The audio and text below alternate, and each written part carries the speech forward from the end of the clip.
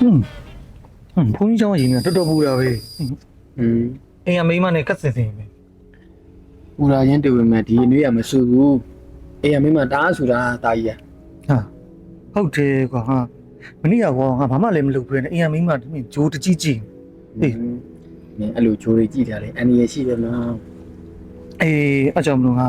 လက်ဆောင်လေးပါလေကွာမျက်နှာချိုလေးတွေးအောင်လို့တခုတော့ဝယ်ပေးရင်ကောင်းမလား သိစရာမလိုပါဘူးမိမဆိုရင်လက်ဆောင်လေးပဲဗျ ပန်းလေးပါလေလက်ဆောင်လေးပေးရင် ပန်းဆိုလို့ရှိရင်3ရက်ပဲခံတာမိမရဲ့စိတ်က3နှစ်လောက်ကြာတယ် အဝိစားလက်ဆောင်ပေးရင် ဆိုင်ရွေးမှလို့ရှိရင်ခမရေနွေးမတော့ခင်ကြတော့ခမပူနေမှနော်အဲ့တော့တခြားလက်ဆောင်လေးပါလေးစဉ်းစား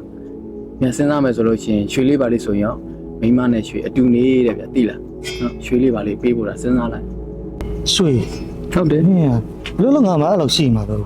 ဘတ်ထိုင်ငွေလေးပဲရှိတာကွာ အဲ့ဒါများဗျာခမဆိုဖန်ကိုတွားလိုက်ခမလိုချင်တဲ့2သိန်း3သိန်းနဲ့အစလို့ရွှေအများကြီးရှိတယ်အဲ့ဒါဆိုလုံးဝခမရဲ့ရှစ်စနီးလေးလည်းလုံးဝโอเคမှာဆိုပြေသွားပြီကဲအဲ့ဆိုဘယ်နဲ့လဲ အဲ့ဆိုရေနွေးအိမ်တောက်လို့ရတယ်မိန်းမအိမ်ကြောင့်ရွှေလိုရတဲ့ဘောလား ဒါပေါ့ဗျာအဲ့ဒါဘုန်းကြီးကျောင်းရင်းနှီးချင်းပေးတဲ့သင်ခန်းစာဗျ